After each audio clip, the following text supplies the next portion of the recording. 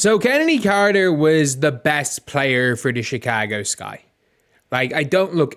There should be no question about that. Chennedy Carter was their best player. Like, they had some good players. Look, Angel Reese was really good for the season. Camila Cardoso post-Olympic break was great. But their best player for the season was Chennedy Carter. Like, if you look at any big win other than the first Liberty one, she had like 36 or something against Seattle when they beat them. She had 33 and literally beat the Aces by herself. Like, it was madness. Like, she beat them by herself. Like, she was unbelievable that game. In fairness, Angel Reese, the third Fever game they played, Angel Reese balled out. She absolutely balled out and was brilliant down the stretch.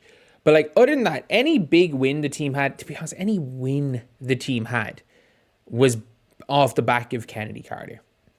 So, you're wondering why a team gets rid of her. It's now like, there is now more rumblings, and it's not just why they're getting rid of Chennedy Carter. It turns out that, like, basically Chennedy Carter is the reason they've got rid of their coach. Like, it is mad. Like, that is probably it's the first time I've heard, like, publicly of a player being the reason why they fired a coach. But obviously, just looking through Reddit here, according to multiple sources, players were unhappy with the dynamic created in the locker room due to Carter's behaviour, which went unchecked by Taurasi Weatherspoon. There was concern within the team about how re-signing Carter would impact free agents. So obviously, like, that's something that we touched on a bit yesterday.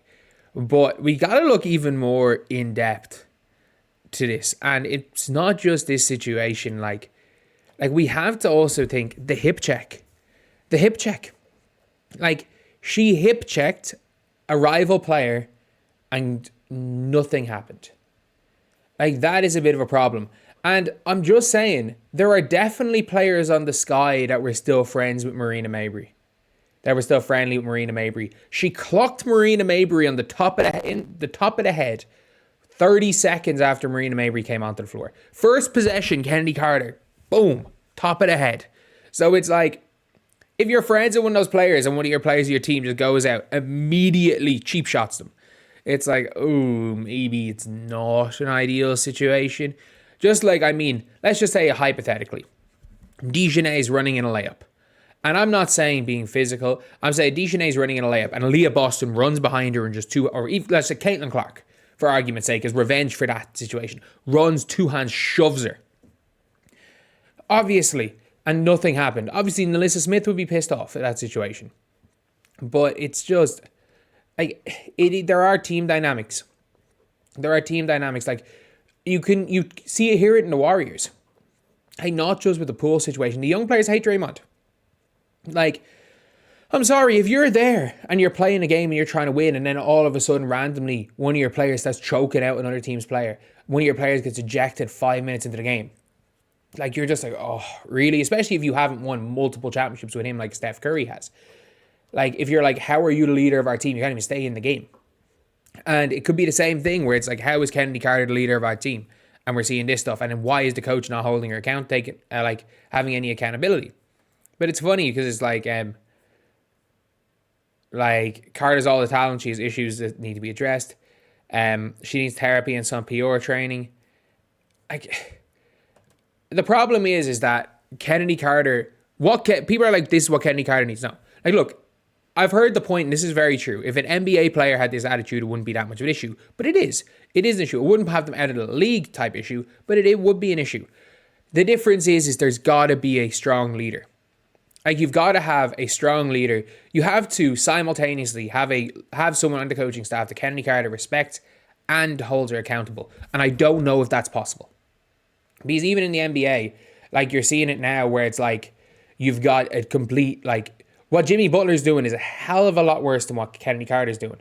And, like, he's being held accountable for it. And people are complaining that, you know, the Pat Riley's and Eric Spoelstra are holding a player accountable.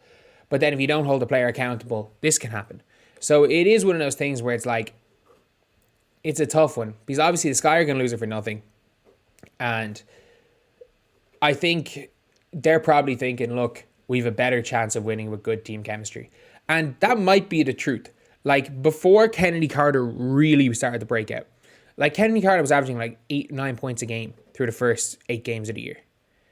And the team was, 4-4, I think? They were 3-3 definitely. They might have been 3-5, but they were started off season 3-3 with Marina Mabry running the show, with Dana Evans starting. And yes, obviously, people are like, oh, but the best lines in of Dana Evans. Obviously, it didn't. But like the team was winning before Elizabeth Williams got injured. The team was winning before Dana Evans started getting DNPs.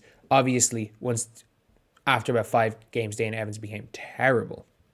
Lindsay Allen was solid. But it's a tough one for the Sky because you're not going to probably win much with Chennedy Carter, and you're definitely not going to win much without Chennedy Carter. And you don't have your own pick. So I thought that was a huge risk. I really do, but clearly they think she does more bad than good for a team. And it's a bit different than with the Atlanta Dream. It's a bit different than with the LA Sparks, because the LA Sparks is just a shit show. Like, they put her and Liz Cambridge on the same team, and thought it was going to not end in disaster. And with the Atlanta Dream, yeah, just did not work at all with her. But it looked like it was starting to work in Chicago. It's looking a bit better in China. And I think because of what she did last season and what she did in China, she'll have a spot in the league. Like I've said this, the Las Vegas Aces are probably going to sign Chennedy Carter. Because, one, they're almost certainly going to lose Kelsey Plum. And they're probably going to send her to the Valkyries and get a package of like Kayla Thornton. Like, if you replace Chennedy Carter with Kelsey Plum, you've got an equal player talent-wise. Maybe not shooting, but just all-around talent, an equal player. And then you've got someone who can run the one when Chelsea Gray's not on the floor. You're going to probably add Kayla Thornton to that team. Someone who can start at the power forward. And then maybe you go and get Kayla Thornton and Steph Talbot. You got 2 players that can run the power forward a bit to let AJ run center and have a bit more scoring on the team. Obviously, Tiffany Hayes is probably coming back. It shores up your bench. It gives you more depth. And obviously, with Meg Gustafson still there, with Kia Stokes who's a good defender, you've still got some players there. And Chennedy Carter really gives them the spark, because I can't see her going anywhere else. Like, she's not going to go to the Fever, even though, like, you know, it's not worth the headache for the Fever, to be honest. Just as a basketball player, I would love her off the bench, but she's not going to start. She's not going to be happy not starting. And that causes a whole bunch of issues. But, yeah, I think she goes to the Aces. I think she goes to the Aces, and I think Della Don goes to the Aces.